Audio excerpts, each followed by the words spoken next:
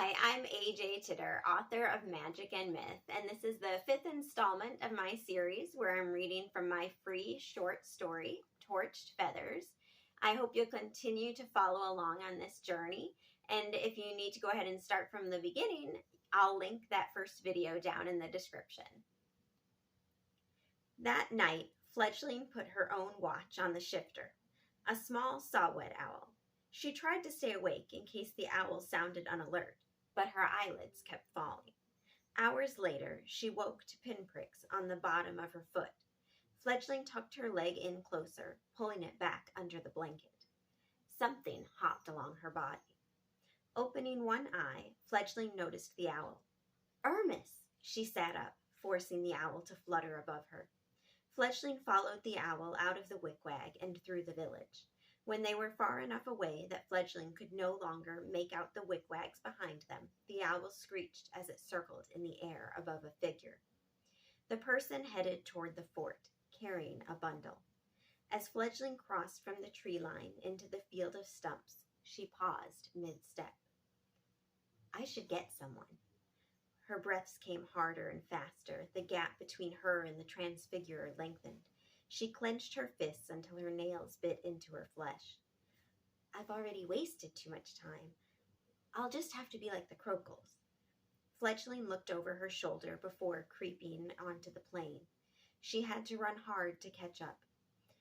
He stopped at the fort's gate, allowing her to get close enough to detect the figure she had been running after wasn't a man. The woman waited while the guards confirmed her identity and let her in. Fledgling prayed to the spirits she wouldn't be seen as she clung to the woman's shadow. Once inside, she stepped out of the woman's shadow and underneath the stairs to the watchtower above the gate. Fledgling took a calming breath. Not far from the stairs was a platform. It supported a large, strange object. Cautiously, she leaned out from beneath the stairs. Both guards stood staring at the fort's surroundings. Fledgling sprinted to the platform, ducking underneath. A lot of people are awake for the middle of the night, Fledgling thought as she surveyed for other hiding spots. Barrels and crates filled a gap between two square buildings. Light and voices seeped out of the one on the right. Fledgling darted from her hiding spot to a group of barrels near a window. She gripped the windowsill, pushing up on her toes as high as she could. Still, the opening was too high for her. After poking around a bit, she found a crate and pushed it under the window.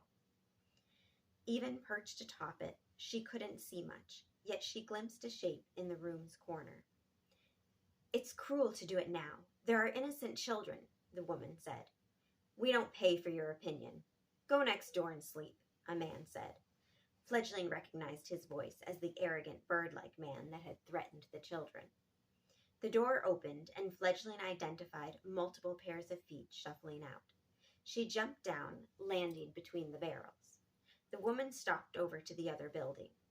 Fledgling spied 3 men walking to the platform she'd hidden under earlier. She climbed back onto the crate, waiting for others that might still be inside. When she was certain there was no noise, she slipped in through the window. Then she took in her surroundings as she crawled under a table. The only other person in the room sat in the corner, bound and gagged. Fledgling made the sound a young Otunk does when searching for its mother. Irma's head raised slowly. Dark, matted hair covered his face. Tears welled up in Fledgling's eyes as she crawled toward him. She touched his knee with a timid hand, then pushed the hair out of his face. A small gasp escaped her as she uncovered his bruised and bloody face. She pulled the cloth down from his mouth. "It's okay. I'll heal," he said, trying to console her. "Why are they so cruel?" Fledgling asked as she wiped her nose across her sleeve. "Untie my hands. You need to warn the village."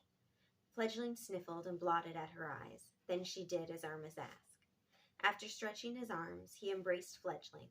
He let her cry into his neck as he patted her back.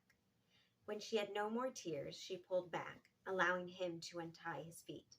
They exited through the window and snuck to the back of the buildings, where a nightjar was speeding through the air, catching moths. Fledgling called to it, and it landed on top of the wall. As Fledgling relayed her message to the nightjar, a loud thwack came from behind her. She urged the bird on, then turned to observe 4 men struggling to pull down part of the strange object on the platform. "What is that?" Fledgling asked Ermis. He shook his head, staring at the strange contraption with her. A 5th man loaded a sling connected to the object, careful not to touch the sides or bottom of the clay pot. Then the men let go, and the arm shot up. The thwack came as it hit a beam in front. The palisade was too high for Fledgling to watch the soaring clay pot for long, but she knew where it would land. "Mother was wrong. They're cowards, killing us as we sleep." Ermis took her hand. "Focus on how we're going to escape." A horse whinnied. Fledgling led Ermis behind the building. On the other side was the paddock with horses. The animals paced the length of the fence, tossing their heads. When they came to a corner, they pawed the ground. Fledgling and Ermis approached them slowly. "It's all right. If you want to leave, we can help," Ermis said in a deep, soothing voice. "Just take us with you," Fledgling added. A mare stepped forward and gave a low nicker. "Thank you. We can get you out, but you'll have to break the gate." Ermis and Fledgling lifted one side of the paddock and swiveled it open. One horse bolted. "Looks like the distraction has started," Ermis said. "We better get you up." He hoisted Fledgling onto the mare. The other horses ran out. He grabbed the mare's mane, pulling himself up behind. Ermis winced. "My muscles need a long soak when this is over." The guards chased the runaway horses around the fort, whooping and hollering. Bleary-eyed men streamed out of the building with swords and spears ready. The mare headed for the gate. She neighed, and 2 of the horses broke off from the stampede. "Get that gate open now!" Fledgling yelled above the ruckus. As they passed the platform, a man called out. Ermis squeezed her between his arms as he gripped the mare's mane tighter. Fledgling resisted the urge to release the contents of her stomach. The horses put their rears to the gate and kicked hard. Within a few hits, it gave way. Ermis and Fledgling sat as low as they could to help the mare's speed. Once they were through, Fledgling's stomach relaxed, until she observed the forest. Flames engulfed her home. Thwack. This time she could follow the pot as it sailed through the air. It smashed into a tree, lighting it on fire. Fledgling urged the mare toward the forest, but Ermis' grip on the mare was stronger. "It's not safe. They'll head for the sea," he said as he guided the mare toward a section of forest not on fire. As they rode, Fledgling kept her gaze on the flames. The light backlit all shapes and sizes of animals as they fled the forest.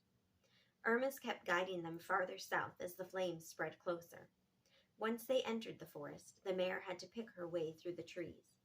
A chittering made them stop. Fledgling met eyes with a tassel-eared squirrel. "What's he saying?" Ermis asked. "Kitten asked him to find me." The squirrel took his little paw and pushed a bulge out of his cheek pocket. An orb popped out. Fledgling cupped her hands, catching it before it hit the ground. She held it up. The distant fire shone through the green glass. He chittered and jerked his fluffy tail before running past them. "She said she'll get it back at the mountains." "The mountains? But we'd have to pass through all of Halgrond. Fledgling, that's weeks as the jackdaw flies." "I pray to the spirits you're safe, and Mother and Emmis and everyone. I will see you again." She closed the marble in her fist and said, "We have to go. We'll stay to the edge of their territory as much as possible." "Of course, Canna." She gave Ermis a funny look. "I'm not Canna yet." "Until we know otherwise, you are."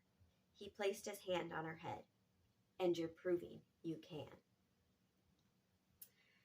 So even though the Transfigurers kind of have a bad rap as being the evil ones, since they can change their form and become anyone they want, I wanted to show that they're no worse than anyone else. They have the potential for good or evil.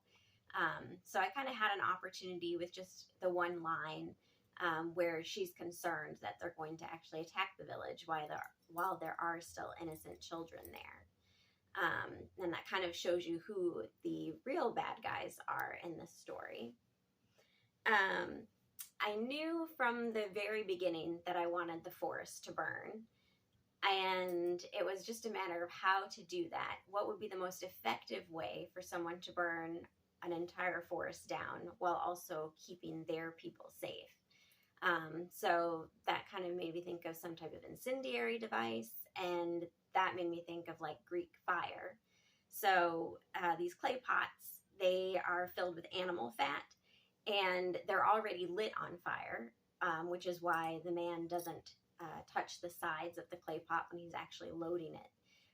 And that way, when the pot breaks open on whatever it lands on, the animal fat will cover that area and the fire will continue to spread. And then the image of the fledgling looking through the marble and seeing the flames through that, that was something that I had almost from the very beginning, just like at the very beginning of the story where you have the sunlight streaming down through that green glass and casting the green tint onto her face. This was pretty much right from the beginning. I had this kind of image in my head, so that had to be in there no matter what. So that is pretty much all I have for this video. I hope you'll continue to follow me